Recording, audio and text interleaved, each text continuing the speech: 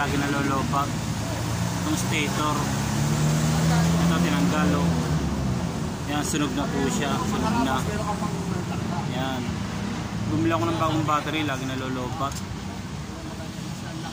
Kaya bagong charger, bago na, oh. Lagi pa rin lobat. Ang problema pala nasa stator na dahil sunog na, oh. Kaya pala hindi nagkakarga ang baterya.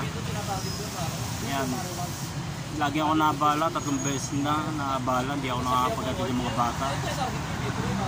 Gawa nga nito, lobot lagi baterya, nagpaparga pa ako para mapandar ng tricycle. Yan po guys, bago po yung bateryang yan, bagong bili. Yan guys, nailagay na yung bagong stator, kinakabit na. Yan yung luma, bulok na, sunog na.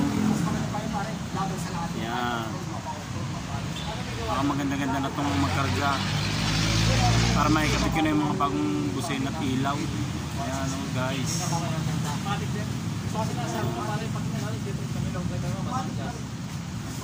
Sa mga gusto magpagawa ng motor dyan, dito lang sa Bukal, Soriano Highway,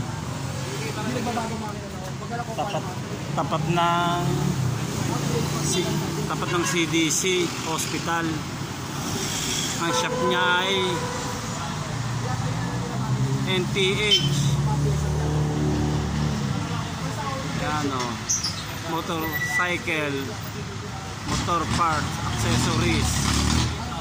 Ayan po ang pwesto, tabi ng Rosie, tatabi siya ng Rosie.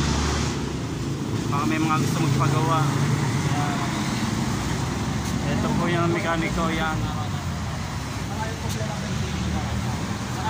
pagkabiwan pare na Emax, yan ang mekaniko na nagawa rito. Mahusay mag-wiring yan, mahusay. Okay siya mag-wiring. Ayan guys, mamaya papanda rin na natin.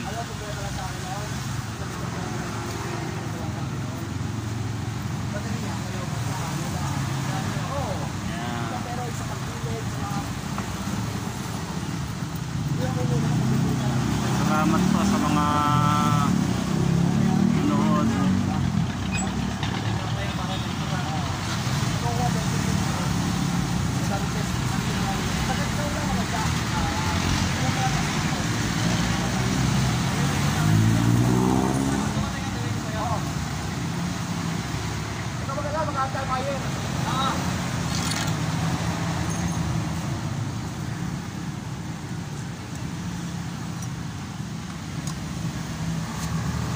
Pag-post mo sa YouTube to.